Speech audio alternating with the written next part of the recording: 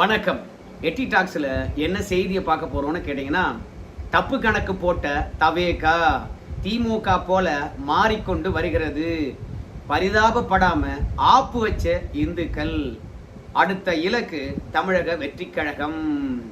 இந்த விஷயங்களை சட்டப்பேரவை நிகழ்வில் இருந்து ஆரம்பிக்கலாம் அப்படின்னு சொல்லிட்டு நான் நினைக்கிறேங்க. நேற்று சட்டமன்றத்தில் உதயநிதி ஸ்டாலின் அவர்கள் தமிழக வெற்றி கழகத்தை நோக்கி சில கேள்விகளை எழுப்பினார். அந்த கேள்விகளை பொறுத்த வரைக்கும் இவங்க திருந்தவே மாட்டாங்க, தேசத்துக்கும் தெய்வீகத்துக்கும் எந்தவித மதிப்பும் தரப்போறதில்லை, இவங்களை இந்துக்கள் புறக்கணித்தார்கள், தொடர்ந்து புறக்கணிக்க வேண்டும் என்ற எண்ணம் தான் நேற்று சட்டமன்ற நிகழ்வை பார்த்த உடனே நமக்கு புரிந்தது. சரி, தவேகா திமுகவிலிருந்து வேறுபாடா என்று கேட்டீங்கன்னா, அவங்களை விட இவங்க மோசமா நடந்துக்கிறாங்க இந்துக்கள் விஷயத்துல. அதை பற்றி நான் உங்களுக்கு சொல்றேங்க. நேற்று நம்முடைய உதயநிதி ஸ்டாலின் அவர்கள் சட்டமன்றத்தில் எவ்வளவோ பிரச்சனை இருந்தாலும் அவருக்கு என்னவோ மிக முக்கியமானதாக பட்டது தேசிய கீதத்தை 2 முறை பாடினது தானாம். நீங்க பிஜேபி கொள்கையை ஏற்றுக்கொண்டு விட்டீர்கள், நீங்க தமிழ்நாட்டு மக்களுடைய உணர்வுக்கு மதிப்பளிக்காம ஆளுநருடைய உணர்வுக்கு மதிப்பளித்திருக்கிறீங்க. ஆளுநர் மகிழ்ச்சியா இருந்தாரு, சட்டமன்றம் அமைதியாக நடந்தது அப்படின்னு சொல்லிவிட்டு தேசிய கீதத்தை 2 முறை பாடினதை நியாயப்படுத்துகின்றீர்கள். ஆனால் ஆக்சுவலாக தேசிய கீதத்தை 2 முறை பாடினீங்க, இல்லைன்னு சொல்லலை. ஆனால் தமிழ்த்தாய் வாழ்த்தை 2 முறை பாடியிருக்கலாமே, இல்லை 3 முறை பாடியிருக்கலாமே அப்படின்னு உதயநிதி ஸ்டாலின் அவர்கள் தமிழக வெற்றி கழகத்தை முடக்க பார்க்குறாரு. ரெண்டாவது, இவங்க பிஜேபியினுடைய அடிமை அப்படின்னு நிறுவ பார்க்குறாரு. இவற்றுக்கெல்லாம் என்ன காரணம்னு கேட்டிங்கன்னா, தமிழ்நாட்டில் ஒரு குரூப் இருக்குது, அந்த குரூப்பு தேசிய கீதத்தை ஏற்றுக்கொள்வதே கிடையாது. ரெண்டாவது, பிஜேபி என்றாலே சில பேருக்கு வெறுப்பு, அதனால தமிழகத்தில் திமுக எதிர்ப்பு வாக்குகள் இருக்கிற மாதிரி பிஜேபி எதிர்ப்பு வாக்குகள் இருக்குது. மூன்றாவது, தேசிய கீதம் ஏன் பாடினீங்க அப்படின்னு கேட்கும்போது சிறுபான்மையர்களை பொறுத்த வரைக்கும் திமுக பக்கம் நிற்பாங்க அப்படின்னு உதயநிதி ஸ்டாலின் அவர்கள் நினைக்கிறாரு. ஸோ இந்த 3 காரணங்களால தான் தவேகா அரசாங்கம் பிஜேபிக்கும் நெருங்கிய தொடர்பு இருக்குது அப்படின்னு சித்தரிக்க பார்க்கிறார். இவங்களை போய் நம்புறீங்களே சிறுபான்மையரே அப்படின்னு சிறுபான்மையருக்கு உணர்த்தும் விதமாகத்தான் நீங்க சட்டமன்றத்தில் எதற்காக தேசிய கீதம் 2 முறை பாடினீங்க, அதை விட்டுட்டு நீங்க தமிழ் தாழ்வார்த்தை 3 முறை கூட பாடியிருக்கலாமே அப்படின்னு சொல்லிட்டு பாரம்பரியத்தையே நீங்க சிதைத்து விட்டீர்களே. இந்த சட்டமன்றம் எவ்வளவு மேன்மை புரிந்தது தெரியுமா அப்படின்னு ஒரு திமுக காரங்க சொல்றாங்க. எனக்கு தெரிந்து 2006 வரைக்கும் தேசிய கொடிய தன்னுடைய அலுவலகத்தில் கூட ஏத்தாத திமுக காரங்க சட்டமன்றத்துடைய மாண்பை பற்றி பேசுறாங்க. ஜெயலலிதா அவருடைய புடவையை பிடிச்சி இழுத்தவங்க சட்டமன்றத்துடைய மாண்பை பற்றி பேசுறாங்க. சபாநாயகர் இருக்கையில சபாநாயகரை இழுத்து கீழே தள்ளிவிட்டு அன்னைக்கு தனபால் இருந்தார், அந்த இருக்கை மீது ஏறி நடனமான திமுகவினர் இன்னைக்கு சட்டமன்றத்தினுடைய மேன்மை பற்றி பேசுறாங்க, மாண்பை பற்றி பேசுறாங்க. மொத்தத்தில் இத்தனை ஆண்டு காலமாக என்ன சட்டமன்றத்தில் நடக்குது அப்படின்னு தெரியாத அளவுக்கு நேரலை பண்ணாம முடக்கி வச்சிருந்தாங்க, எதிர்கட்சி குரலை ஒடுக்கி வச்சிருந்தாங்க. இவங்க சட்டமன்றத்தினுடைய மாண்பை பற்றி பேசுறாங்க. அதாவது தமிழ்த்தாழ் வாழ்த்து எப்போது தொடங்கிச்சு, யாரால பாடப்பட்டது, அது நம்முடைய பாரம்பரியமா, நம்முடைய மரபா அப்படின்னு கூட உதயநிதி ஸ்டாலினுக்கு தெரியாது. அவங்க தாத்தா தான் தமிழ்த்தாழ் வாழ்த்தை உருவாக்கினாரு, இல்லைன்னு சொல்லலை. ஆனால் அவரு சட்டமன்றத்தில் தமிழ்த்தாழ் வாழ்த்தை பாடினாரா? இல்லை. ஜெயலலிதா தான் முதன்முறையாக சட்டமன்றத்தில் தமிழ்த்தாழ் வாழ்த்து பாடி தொடங்க வைக்கின்ற நிகழ்வை உருவாக்குனாங்க. அதற்கு முன்பெல்லாம் நேஷனல் ஆந்தம் தான் தொடங்கும் போதும் முடிகின்ற பொழுதும். கிட்டத்தட்ட சுதந்திரம் அடைந்து நம்ம நாடு குடியரசு ஆன பிறகு பொது தேர்தல் நடத்துவதிலிருந்து இந்த நொடி பொழுது வரைக்கும் தேசிய கீதம் தான் மாறாமல் இருக்கின்ற ஒன்று. ஆனால் தமிழ்த்தாழ் வாழ்த்து இடையில வந்த ஒரு மரபு, ஜெயலலிதா உருவாக்குனது. ஸோ இடையில வந்த மரபு நாம கடைபிடிச்சு கொண்டு தான் இருக்கணும். ஏன்னா நம்ம தமிழர்கள் தமிழ்த்தாழ் வாழ்த்து பாடித்தான் ஆக வேண்டும். ஆனால் அவங்க பிதாமகரை பொறுத்த வரைக்கும் தமிழுக்கு ஒரு வாழ்த்தை உருவாக்கி இருக்கிறோம் அப்படின்னு சொன்ன பிறகு அவர் என்ன சொன்னாரு? ஏயா, கல்லுக்கும் மரத்துக்கும் நம்ம வேதமும் ஓதக்கூடாது, துதிப்பாடலும் பாடக்கூடாதுன்னு சொல்லுகின்றோம். ஆனால் கழுதைக்கு பட்டு குஞ்சலும் போல தமிழுக்கு ஒரு வாழ்த்தா, அதுக்கு ஒரு சிலையா? அதனால இது என்ன பகுத்தறிவு அப்படின்னு சொன்னார். அதனால வாழ்த்தை உருவாக்கின கலைஞரே பகுத்தறிவு பகலவன் கிட்ட இருந்து இந்த கட்சி வந்தனால நம்ம பாடினோம்னா சிறுபான்மையர் ஒத்துக்க மாட்டாங்களே அப்படின்னு அன்னைக்கு தமிழ்த்தாழ் வாழ்த்தையே புறக்கணிச்சவங்க இவங்க. ஆனா ஜெயலலிதா அந்த நடைமுறையை கொண்டு வந்ததுலேருந்து ஐயோயோ தமிழ் தாழ்வாழ்த்து தான் முக்கியம் அப்படின்னு புலம்பி தீர்த்தாங்க. மொத்தத்துல பிஜேபியினுடைய கையாளு தான் இந்த தவேக அரசாங்கம் அப்படின்னு நிறுவுவதற்காகத்தான் தமிழ் தாழ்வாழ்த்தை பேசுறாங்களே கண்டி. இந்த ஜனகணமன என்ற நேஷனல் ஆந்தம் பாடக்கூடாதுன்னு சொல்வது சில பேரை குஷிப்படுத்தி அந்த வாக்கு திமுகவுக்கு தான் தொடர்ச்சியா வரணும் என்பதனால இந்த எதிர்ப்பை காட்டுறாங்களே கண்டி. ஒருபோதும் இவங்களுக்கு நாட்டுப்பற்றுலாம் கிடையாது. இந்த கோஷ்டி தான் வந்து நாடு சுதந்திரம் அடையக்கூடாது, இங்கிலீஷ்காரங்கிட்டே இருக்கணும், பாப்பாங்கால நக்கி ஆட்சி அதிகாரத்தில் உட்கார்ந்துருப்பதை விட நாங்க இங்கிலீஷ்காரன் கால நக்கியே நாங்க ஆட்சி அதிகாரத்தில் பங்கெடுத்துட்டு போவோம் அப்படின்னு ஸ்டேட்மெண்ட் விட்டு இந்த சுதந்திர தினமானது கருப்பு தினம் என்று அறிவித்தவங்க இன்னைக்கு சட்டமன்றத்தை பத்தி பேசுறாங்க, இந்திய அரசியலமைப்பு பற்றி பேசுறாங்க, நம்முடைய அம்பேத்கரை பத்தி பேசுறாங்க. கொஞ்சம் கூட ஒழுக்கமே இல்லாதவர்னா பெரியார் தான். ஆனா அவரை போய் சட்ட மாமேதை அம்பேத்கருடன் ஒப்பிட்டு பேசுறது இந்த திமுக காரனுக்கு வாடிக்கையா போச்சு. ஏன் கேட்டீங்கன்னா பெரியாரை மட்டும் சொன்னா எவனும் மதிக்க மாட்டான் என்பதனால மாண்புமிகு மக்களையும் அறிஞர்களையும் ஒன்று சேர்த்துக்கிட்டோம்னு வச்சுக்கலாம், பெரியாரையும் புனிதப்படுத்தலாம் என்பதற்காக பெரியாருடன் எப்போதுமே அம்பேத்கரை பேசிவிடுவாங்க. அதனால விமர்சனங்கள் எழாது, அப்படியே வந்து முடிவுக்கு வந்துடும் அப்படின்னு சொல்லிவிட்டு. அது மட்டும் இல்ல, ஆளுநரை பொறுத்த வரைக்கும் உரைய முழுமையா படிச்சுட்டாராம். அப்ப பிஜேபியும் தவேகாவும் கைகோர்த்திருக்கிறது. ஏன்னா நாங்கெல்லாம் உரையை வந்து ஏற்படுத்தி கொடுப்போம், அந்த உரையை எழுதி கொடுத்தா வந்து வச்சுங்களா ஆளுநர் முழுமையா படிக்க மாட்டாரு. ஆனா தமிழக வெற்றி கழகத்துல ஆளுநரை பொறுத்த வரைக்கும் அந்த உரையை முழுமையா படிச்சிருக்கிறாரு. அப்படின்னா பிஜேபிக்கும் தமிழக வெற்றி கழகத்துக்கும் ஏதோ தொடர்பு இருக்குது. சோ உள்ளடி வேலையில் இறங்கிட்டாங்க. இன்னைக்கு தமிழ் பாரம்பரியமானது அழிக்கப்பட போகுது அப்படின்னு நேத்து நம்முடைய திமுகவின் தேச விரோத விஷயத்தை சட்டமன்றத்திலே வெளிப்படுத்தினாரு. இப்படி தேச விரோதமாக செயல்படுகின்ற விஷயத்தை சில மக்கள் ரசிக்கிறாங்க, சில சிறுபான்மையை ரசிக்கிறாங்க, அதுக்காகவே இப்படி பேசுறாங்க அப்படின்றது நல்லா தெரியுது. ஆனா தமிழக வெற்றி கழகமானது திமுகவிலிருந்து மாறுபட்டதா அப்படின்னு கேட்டீங்கன்னா சத்தியமா திமுகவிலிருந்து மாறுபட்டது கிடையாது. இப்போ தேசிய கீதத்தை 2 முறை ஏண்டா பாடின அப்படின்னு கேட்டாங்கல்ல, இனிமே பாருங்க அரசு நிகழ்வுகள்ல ஒரே ஒரு முறை தான் பாடுவாங்க. ஏன்னா இங்க சிறுபான்மையருடைய வாக்கை யாரு கவர்றது, திமுகவா தமிழக வெற்றி கழகமா, யாருக்கு சிறுபான்மையர் வாக்கு வரணும், யாரு சிறுபான்மையுடைய பாதுகாவலன், அந்த போட்டி இருக்கு. அதனால இனிமே தேசிய கீதத்தை 2 முறை பாட மாட்டாங்க. ஆனா ஆட்சி அதிகாரத்தில் இருக்கின்ற போது சில இடங்கள்ல பயந்துகிட்டு திமுகவும் தேசிய கீதத்தை 2 முறை ஒழிக்க செய்திருக்கிறது.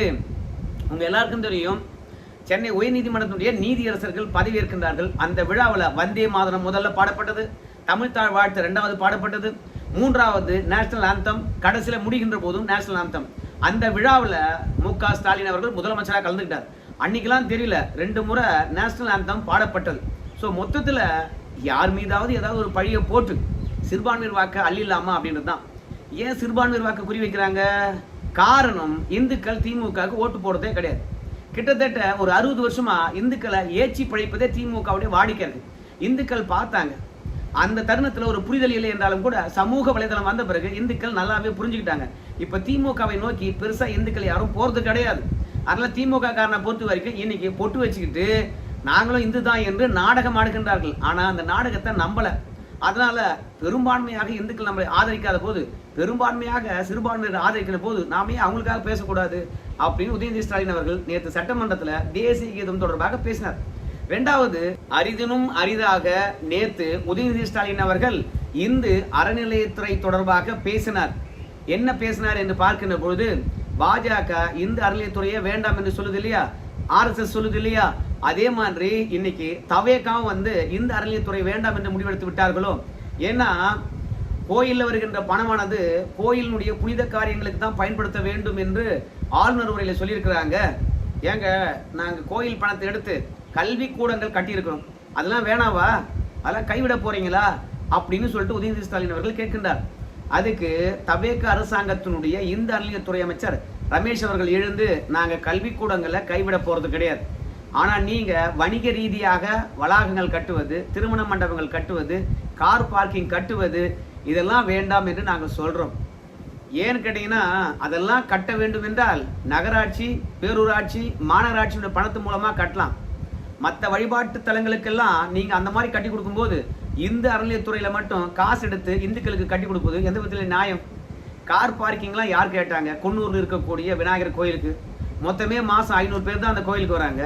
ஆனா அங்க கார் பார்க்கிங் தேவையோ அப்படின்னு சொல்லிவிட்டு இதன் மூலமாக கமிஷன் அடிக்க பாக்குறீங்க. நம்ம கோயில் உண்டியில் வருகின்ற காசை பொறுத்த வரைக்கும் கோயிலினுடைய வளர்ச்சிக்கு தான் பயன்படும். சாலை போடணுங்க, குடிநீர் கொடுக்கணுங்க, கடைகள் அங்கே அமைக்கப்பட்டு குறைவான விலையில் வந்து பார்த்தீங்கன்னா பொருட்கள் விற்கணுங்க, அப்புறம் பாத்ரூம் கட்டணும். ஸோ பக்தர்கள் வந்து விரைவாக வந்து சாமியை வணங்கி விட்டு போகிறதுக்கான கட்டமைப்பை உருவாக்கணும். இந்த மாதிரி கோயில் பணத்தை எடுத்து கோயிலுடைய வளர்ச்சிக்கு தான் பயன்படுத்த போகிறோம். கல்வி கூடங்களை நாங்கள் என்றைக்கும் மறுக்க போகிறதில்ல. நீங்கள் என்னவோ பணத்தை எடுத்து கல்வி கூடங்கள் மட்டும்தான் கட்டுற மாதிரி பெருமையாக பேசிக்கிறீங்க. ஆனால் ஆக்சுவலாக வந்து பழனியில் ஒரு சித்த மருத்துவ கல்லூரியை மத்திய அரசாங்கம் கொண்டு வரணும்னு பார்த்துச்சு. ஆனால் அந்த கல்லூரிக்கு நீங்கள் அனுமதி கொடுத்தீங்களா? கோயில் பணத்தை எடுத்து நீங்கள் கல்லூரி தான் கட்டுறீங்க, கல்வி சாலைகள் தான் கட்டுறீங்கன்னா அதுக்கு அனுமதி அளிச்சிருக்கலாமே. மொத்தத்தில் நீங்கள் கோயில் பணத்தில் எப்படா கொள்ளடிக்கலான்னு பார்த்தீங்க. அதுக்காக வணிக வளாகங்கள் கட்டினீங்க, கல்யாண மண்டபங்கள் கட்டினீங்க, கார் பார்க்கிங் கட்டினீங்க. இனிமேல் இந்த அரசாங்கம் வந்து கோயிலுக்கு தான் செலவழிக்கும் அப்படின்னு சொல்லியிருக்காங்க. இது நல்ல முடிவாக தெரியலாம். தவேக அரசாங்கமானது இந்துக்களுக்கு ஆதரவாக இருக்குது, திமுக போல இல்லை அப்படின்னு சொல்லிட்டு நீங்கள் நினைக்கலாம். ஆனால் அது உண்மை கிடையாதுங்க. ஏன் தெரியுமா? நம்ம திருப்பரங்குன்றம் மலையின் மீது தீபத்தூண் இருக்குது. அந்த தீபத்தூணில் தீபம் ஏற்ற வேண்டும் என்று தனி நீதிபதியும் உத்தரவிட்டார். ரெண்டாவது மதுரை உயர்நீதிமன்ற கிளையானது இரு நீதியரசர்கள் உத்தரவிட்டாங்க தீபம் ஏற்ற வேண்டும் என்று சொல்லிட்டு. ஆனால் திமுக அரசாங்கமானது அதை எதிர்த்து மேல்முறையீட்டுக்கு போல. ஏன்னா நீதிமன்ற அவமதிப்பு வழக்க திமுக அரசாங்கத்தில் இருந்த அதிகாரிகள் எதிர்கொண்டார்கள். இப்போ இந்த அரசாங்கம் வந்த பிறகு இந்து அறநிலையத்துறை சார்பாகவும் கோயில் மூலமாகவும் உச்ச நீதிமன்றம் போயிருக்கிறாங்க. ஏன்னா எப்போதுமே சரி, வருகின்ற அரசாங்கமானது நேரடியாக இந்த தீர்ப்பெல்லாம் எதிர்த்து அரசாங்கமே போகாது. அரசாங்கம் போச்சுன்னு வச்சுங்களேன், இந்துக்களுக்கு எதிராக இவங்க இருக்காங்கப்பா, இவங்களுக்கு ஏன்பா ஓட்டு போடணும் அப்படின்னு சொல்லிட்டு அரசாங்கம் மீது கெட்ட பேர் வந்து என்பதனால கோயில் நிர்வாகத்தையே தூண்டி விடுறது. நீங்க மேல்முறையீட்டுக்கு போங்க, இந்த அறநிலையத்துறையே தூண்டி விட்டு நீங்க போங்க அப்படின்னு சொல்றது. அப்படி தூண்டி விடுகின்ற போது நம்முடைய கோபம் வந்து அரசாங்கத்து மேல போகாம அந்த கோயில் மீதும் கோயில் நிர்வாகத்தின் மீதும் இந்த அறநிலையத்துறை மீதும் போகுமா? எவ்வளவு கேணத்தனமான நம்பிக்கை பாருங்க.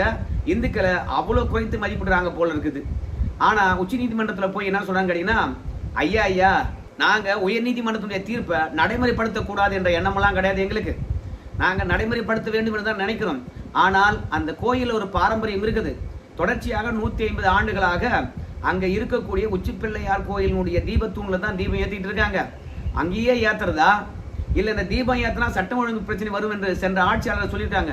ஆனால் சட்டம் ஒழுங்கு பிரச்சனை வருமே, அதை எப்படி சமாளிப்பது? ஆனால் ஏத்தலாமா வேணாமான்னு தெரியல. இல்ல புதிய நடைமுறையாக கோயிலினுடைய மேல இருக்கக்கூடிய தீபத்தூண்ல தீபம் ஏற்றத்தான். இந்த 3 விஷயத்துக்கும் எங்களுக்கு கிளாரிட்டி வேண்டும் அப்படின்னு கோயிலே வந்து போயிருக்குதான் எங்க உச்ச நீதிமன்றத்துக்கு. ஏற்கனவே இரு நீதிபதிகள் தந்த தீர்ப்பை எதிர்த்து எப்படி ஏமாற்றுகின்ற வேலை பாருங்க. அரசாங்கத்தின் உதவி இல்லாம ஒரு கோயிலானது தன்னுடைய கோயில் மேல இருக்கக்கூடிய தீபத்தூண்ல தீபம் ஏற்றுவது தன்னுடைய ஆண்டாண்டு கால பாரம்பரியம் எல்லாம் தெரிஞ்சு கொள்ளாம உச்ச நீதிமன்றத்தை நாடி இருப்பாங்களா? ஸோ மொத்தத்துல திமுக என்ன ஸ்ட்ராட்டஜியை கையெடுத்ததோ கடைபிடிச்சதோ அதே மாதிரி தான் இன்னைக்கு தவேக அரசாங்கமும் சரி, நம்ம தீபத்தூண்ல தீபம் ஏற்றக்கூடாது, அப்படி தீபம் ஏற்றணும்னா சிறுபான்மைகள் வந்து பார்த்தீங்கன்னா ஓட்டு போட மாட்டாங்க அப்படின்னு இவங்களும் முடிவெடுத்திருக்காங்க. அதனால கோயில் பணமானது கோயிலுக்கு தான் சொந்தம் அப்படின்னு இந்து அறநிலையத்துறை அமைச்சர் சொல்றாருன்னா, உண்மையாவே கோயிலினுடைய சொத்துக்கும் கோயிலுக்கு மதிப்பளிக்கிறாருன்னா, அப்புறம் 2 நீதியரசர்கள் உத்தரவிட்டிருக்கின்றார்கள். உத்தரவிட்ட பிறகும் உச்ச நீதிமன்றத்துக்கு இந்த அரசாங்கம் போயிருக்குன்னா இவங்க இந்துக்களை மதிக்கிறாங்களா? இந்துக்களுக்கு இந்த விஷயம்லாம் தெரியாத போயிடுமா? இன்னைக்கு சட்டமன்றத்தில் இந்து அறநிலையத்துறை தொடர்பாக உதயநிதி ஸ்டாலின் பேசுறாருன்னா அதுக்கு காரணமும் வந்து இந்துக்கள் தான். போன ஆட்சியில நம்ம ராஜராஜ சோழன் ராஜேந்திர சோழனை விட அதிக கோயிலுக்கு குடமுழுக்கு பண்ணது நம்ம சேகர் பாபு தான் அப்படின்னு பேசினாங்கன்னா என்ன அர்த்தம்? இந்துக்களை சமாதானப்படுத்தணும். ஏன்னா இந்து வாக்கு வங்கியானது உருவாகி போச்சு. அதே மாதிரி தான் இப்போ தவேகாவும் திமுக மாதிரி தீபம் ஏற்றக்கூடாது என்பதற்காக உச்ச நீதிமன்றம் போயிருக்காங்க. இந்த வழக்கை விரைவாக நடத்தி முடிச்சு ஒரு தீர்ப்பை வாங்கணும் அப்படின்னு எண்ணம்லாம் இருக்காது. அந்த வழக்கு உச்ச நீதிமன்றத்தில் இருக்கட்டும், அதை அப்படியே காரணம் காட்டி கடைசி வரைக்கும் நம்ம தீபம் ஏற்றாம அப்படியே காலத்தை தள்ளிடலாம் பாரு. அதுக்குள்ள கார்த்திகை மாசமும் போயிடும். அதுக்கு அடுத்த வருஷம் தான், அப்ப பாத்துக்கலாம் என்ன நடக்குதுன்னு சொல்லிவிட்டு அப்படின்னு வந்து இவங்க கடந்து போறாங்க. ஆனா சென்னை உயர்நீதிமன்றத்தினுடைய மதுரை கிளையானது மனுதாரர்களை கூப்பிட்டு அரசாங்கத்தை கூப்பிட்டு, ஏப்பா என்னப்பா பண்ணியிருக்கீங்க, தீபம் ஏற்றுவது சாதாரண விஷயம், இதுக்கு அடுத்த மதக்காரங்க அனுமதி அளிக்கல அப்படின்னு சொல்ற மாதிரியே நீங்க காலத்தை கடத்துறீங்க. முதல்ல தீபம் ஏத்துறதுக்கு எந்த மதத்துக்காரங்க வந்து எதிர்ப்பு தெரிவிச்சாங்க? ஆரம்பத்துல நீங்களே எதிர்ப்பு தெரிவித்து விட்டு நீங்களே தீபம் ஏத்தக்கூடாது என்று சொல்லிட்டு முடிவுக்கு வந்துட்டு சிறுபான்மையில காரணம் காட்டுறீங்க அப்படின்னு நீதிமன்றமே இன்னைக்கு கருத்தை சொல்லிக்குது. அதனால ரெண்டு தரப்பையும் கூப்பிட்டு ஆலோசனை நடத்தி இந்த பிரச்சனையை தீர்க்க பாருங்க அப்படின்னு சொல்லியிருக்கிறாங்க. ஏன்னா அந்த தீபத்தூணை பொறுத்த வரைக்கும் இந்துக்கள் இடத்துல தான் இருக்குது, கோயில் இடத்துல தான் இருக்குது. அதனால யாரும் எதிர்ப்பு தெரிவிக்க போறது கிடையாது. ரெண்டாவது, மலையை பொறுத்த வரைக்கும் முழுக்க முழுக்க அது திருப்பரங்குன்ற மலை முருகன் மலைன்னு சொல்றாங்க. அதனால அந்த மலையில எங்க போனாலும் தீபம் ஏத்தலாம், ஆனா தர்காவுக்கு உரிமையான இடத்தை தவிர்த்து விட்டு அப்படின்னு வந்து நேற்று நீதியரசர் கூட சஜஷன் சொல்லியிருக்காங்க. ஆனா ஐயோ இதெல்லாம் பண்ண முடியாதுங்க, ரெண்டு பேரும் கூப்பிட்டு பஞ்சாயத்துல பேச முடியாதுங்க, ஏற்கனவே சென்ற ஆட்சியில் பேசிட்டாங்க, ஆனால் நாங்கள் உச்ச நீதிமன்றம் போறோங்க, அங்க என்ன முடிவு வருதுன்னு பார்த்து அதுக்கப்புறம் பார்த்துக்கலாங்க அப்படின்னு வந்து இந்த அரசாங்கமானது ரெண்டு பேரையும் கூப்பிட்டு உட்கார வச்சு பேசி முடிவெடுங்க, இன்னும் நீண்ட காலம் இது கார்த்திகை மாசம் வரதுக்கு அப்படின்னு சொல்லுகின்ற போது கூட ரெண்டு பேரையும் கூப்பிட்டு பேசுறாங்க அப்படின்னு கூட ஒரு முடிவுக்கு வரல. அந்த அளவுக்கு இந்துக்களை கேன பசங்க நினைக்கிறாங்க. அப்புறம் இந்துக்கள் எப்படி பரிதாபப்படுவாங்க இந்த தவேக அரசாங்கத்தின் மீது? அதனால திமுக ஓட்டு போடாத மாதிரி இப்போ தவேகாவுக்கு ஓட்டு போடக்கூடாது அப்படின்னு முடிவெடுத்திருக்காங்க. ஸோ இந்துக்களை குறைத்து மதிப்பிடக்கூடிய இந்த தவேக அரசாங்கத்துக்கு அற்புதமான அற்புதமான முடிவு. ஆனால் இந்த முடிவை கொஞ்சம் தள்ளி தான் வச்சுருக்காங்க. ஏன்னு கேட்டீங்கன்னா கார்த்திகை மாதம் வரைக்கும் பொறுத்து வந்து பார்த்துட்டு தீபம் ஏற்றுறாங்களே பார்த்துட்டு அதுக்கு பிறகு இந்த ஆட்சிக்கு ஓட்டே போடக்கூடாது அப்படின்ற முடிவுக்கு வந்திருக்காங்க. இந்துக்கள் வாக்கு வங்கி சமூக வலைதளம் மூலமாக உருவாகி இருப்பது நமக்கு மகிழ்ச்சியை தருகிறது. நம்மளும் விழிப்புணர்வு பெற்றிருக்கின்றோம். நம்ம விழிப்புணர்வு பெறாத வரைக்கும் நம்ம சமுதாயத்தை நம்ம காப்பாற்ற முடியாது. இந்த மாதிரி தவேக திமுக வெறுத்து ஒதுக்கணும் என்ற நிலைக்கு வந்திருப்பது வரவேற்கின்றேன். உங்க கருத்து சொல்லுங்க இந்த வீடியோ தொடர்பாக. நன்றி.